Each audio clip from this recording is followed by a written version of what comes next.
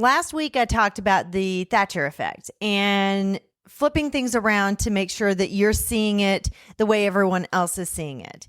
Today, I want to talk about the illusion of communication. Have you ever left a meeting thinking, all right, everyone's clear, we're good, only to realize later that no one was actually on the same page? George Bernard Shaw nailed it when he said the single biggest problem in communication is the illusion that it has taken place. We said the words, but that doesn't mean that they were actually heard by the person listening or not listening, or they maybe weren't understood, or they weren't acted on.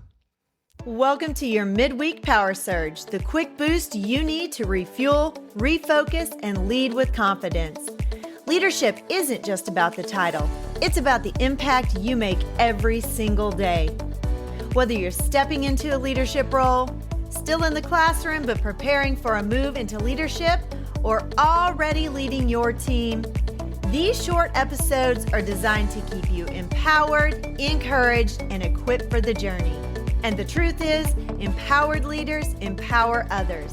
And that starts with showing up with clarity, purpose, and passion.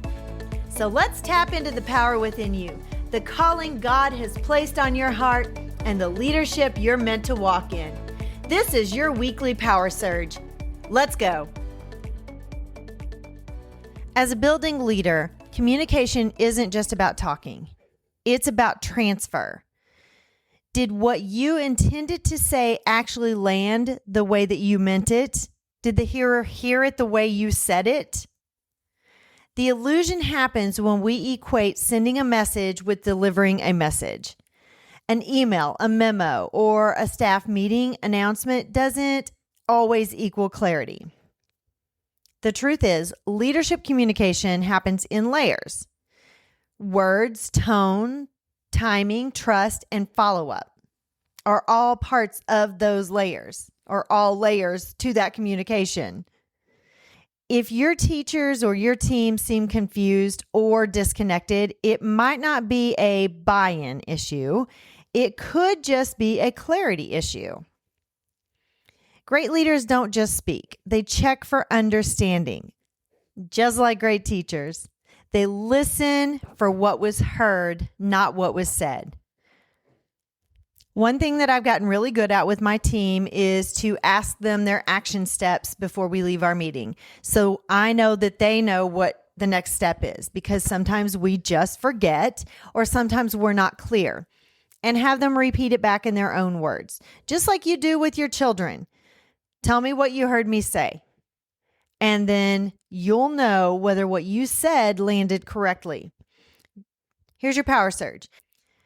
Don't assume that communication has happened just because you spoke some words. Slow down, ask questions, listen to what's being reflected back to you. True communication is not about being heard, it's about being understood. So let your team ask you questions. Let them push back so they know that they are hearing you the way that you intended. Here's your action step.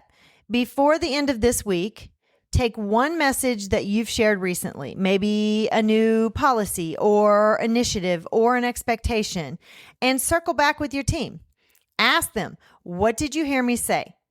You might be surprised how much clarity you gain by closing that communication loop. This has been your midweek power surge. It's exactly what you need to keep leading with confidence. Remember, empowered leaders empower others, and that starts with you. Keep showing up, keep growing, and keep making an impact.